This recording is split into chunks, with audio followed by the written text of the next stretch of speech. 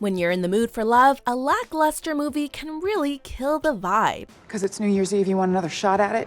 You walked out on me, Daniel. Welcome to MsMojo, and today we'll be counting down the top 10 romance movies that turned out to be disappointing. This doesn't mean that we can't still see each other though, right? Yes, that's exactly what it means. Before we begin, we publish new content every day, so be sure to subscribe to our channel and ring the bell to get notified about our latest videos. For this list, we're looking at romance movies, including both romantic dramas and comedies, that despite having a lot of potential based on the cast, premise, or director, ultimately failed to satisfy in the ways we were hoping. I can't believe you're still sick. How long has it been? We'll also be including movies that looked like romantic films, but in the end weren't actually very romantic. You're all that I want. Number 10. Good Luck Chuck. Hey, remember Dane Cook? I do.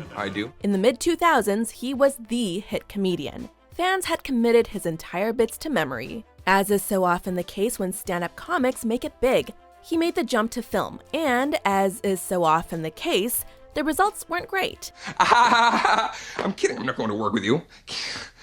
Actually, Saturday. What are your plans for Saturday? Sunday.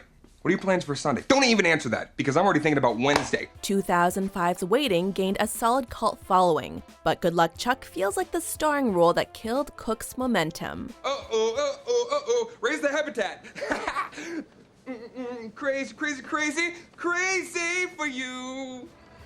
Acting opposite Jessica Alba, Cook played a man cursed to have every woman he sleeps with dump him and marry the next man she meets. It's a premise with potential, but Cook's character is unlikable and the chemistry is non-existent. Excuse me, aren't you that guy who's anymore? Number 9. Down to You. In the 90s, Freddie Prinze Jr. was a teen heartthrob who could do no wrong. Cut the crap. Look, what's going on? From teen-centric horror flicks like I Know What You Did Last Summer to teen rom-coms like She's All That, he quickly established himself as a face you could trust to carry a youth-minded film. Be silent. Zach. What? Shut up. In 2000, Down to You placed him opposite another heavyweight of 90s teen flicks, Julia Stiles, for what looked to be a perfect dose of schmaltzy, feel-good rom-com fun. Sadly, this flick was anything but. Do you want to watch me? Watch my eyes while I kiss you? Isn't it better with eyes closed? A by-the-book plot coupled with some truly cringeworthy dialogue made it dead on arrival. Nowadays, the notorious shampoo suicide attempt is about all people remember about it. We can do silly things for love. Number 8. Elizabethtown. Director Cameron Crowe has made substantial contributions to the history of on-screen romance. Hell, Say Anything and Jerry Maguire gave viewers two of the most referenced and parodied romantic moments, well, ever. Shut up. Just shut up. You had me at hello. Sadly, there is nothing worth referencing or remembering about Elizabethtown, except maybe the fact that it marked a turning point for the worst in Crowe's career. It starred Orlando Bloom, Kirsten Dunst, Susan Sarandon, and Alec Baldwin, an impressive cast whose involvement only made the failure of this film all the more remarkable. The tragedy feels hollow, the performances phoned in, and the romance wholly unremarkable. Look for a girl in a red hat who's waiting for you with an alternate plan. If you're looking to feel the love, best look elsewhere. All this delivers is yawns.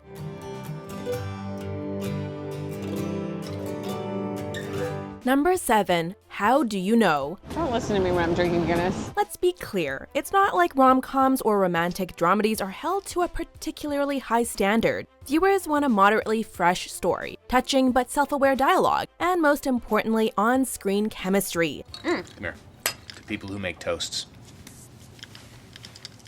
I just touched your leg. I know.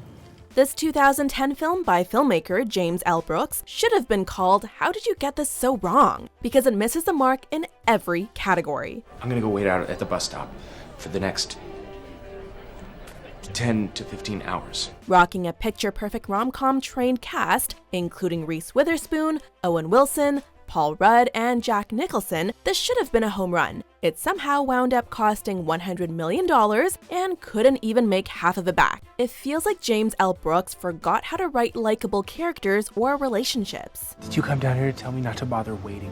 Number 6. Extract. Anyone you see right now with the hairnet on, man, you could probably nail. Mike Judge has his own unique brand of comedy, and a cinema goer should be aware of that fact before going to see one of his movies. Joel, this is Cindy. Hi. Hey. It's not that Extract is a bad film per se, it's more that from the looks of the trailer, one might go into it expecting a rom-com, and that's not really Judge's style. Yes, there is a plot involving potential romance between two characters, but it proves to be something else entirely. Joe, please don't call the police. I'm on probation and I will go to jail for a really long time. Well, maybe you should have thought about that before you started ripping off my employees. The film definitely has its funny moments, but given that the blossoming affair between Jason Bateman's Joel and Mila Kunis's temp is all a ruse, those hoping for romance should really look elsewhere or risk serious disappointment. Number 5. All About Steve. Another film masquerading as a rom-com that fails to ever attain true romance. All About Steve is honestly just kind of upsetting. I gotta go to work. There's breaking news. Oh, Gosh, I'm so sorry. it's okay. I gotta go to, Boston.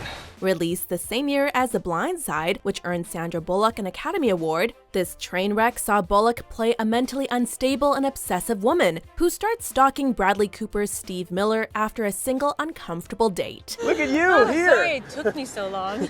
It did, it did. Not only does it make light of a clear issue of mental illness, it also fails to generate laughter. I know, I'm a guy. Okay, we say things we don't mean. Though it might look like a romance movie at first glance, we recommend skipping this film at all cost. Unless, of course, you're trying to bring a bad first date to an early end. I'm not going anywhere, Steve. I'm your rock. I'm your... Mary. Oh, Steve, hi. Go home. Go. Number 4. Meet Joe Black. Though young Brad Pitt might make for one sexy devil, this romantic fantasy film about death coming to Earth in the form of a man to learn about life is simply too odd to be appreciated for its romantic plot. In his human body, Death, under the name Joe Black, falls in love with and starts a romantic and sexual relationship with a young woman, the daughter of the man who is teaching him about life. You know, I was thinking I don't want you to be my doctor. I don't want you to examine me. Of course, he doesn't tell her the truth about himself, and the fact that Death is seducing this woman might just make your skin crawl. With a running time of almost 3 hours, it's also painfully long. Well, where did you go? I don't know. Number 3. Swept Away. After the travesty that was a 1993 erotic film Body of Evidence, we really should have learned our lesson and avoided any film starring Madonna. This fish is bad. It's off. Bad? In that case, if you don't want to eat it, you probably want to wear it. But hey, almost a decade had passed, and so, despite plenty of supporting evidence against it, we let ourselves believe that this could actually make for a pleasant rom-com.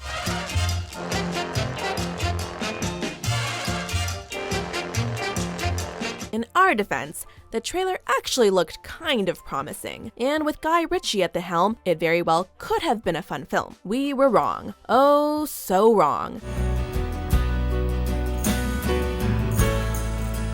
There's no reason to like the characters or believe in them getting together. It feels like a blatant vanity project and is an embarrassment to the original film. If you love me, you can love me anywhere.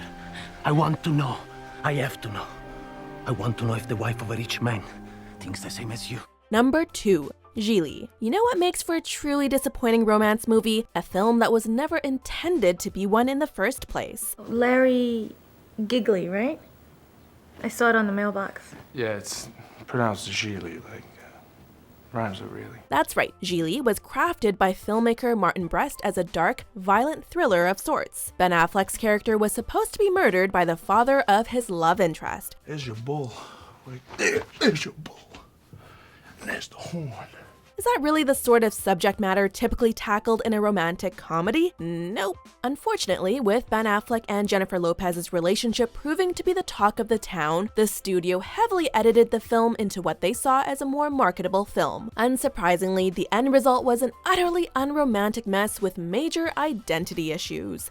Are you gay? No, I'm not gay. I am not gay. Why do you look at me and think I'm gay? Number 1. New Year's Eve. Cramming a whole bunch of couples and stories into one film in the vein of Love Actually might sound like a recipe for romantic comedy gold, but in actuality, it's far more likely to result in a disastrous film in which all the various threads fail to inspire or translate any genuine feelings of romance to the viewers. I'm twice your age. Final resolution. Midnight kiss on New Year's Eve. Boom! Check it off. And yeah, we'll admit it, we were right there with you, hoping for another genuinely sentimental and silly holiday romance film like Love Actually. But boy, were we ever wrong. We could be old and gray before I choose to forgive you. I'll wait. The cast was impressive on paper, but in hindsight, we can't remember who was in it, because none of their characters or storylines were even vaguely memorable. Do you agree with our picks? Check out these other great clips from MsMojo and subscribe for new videos every day.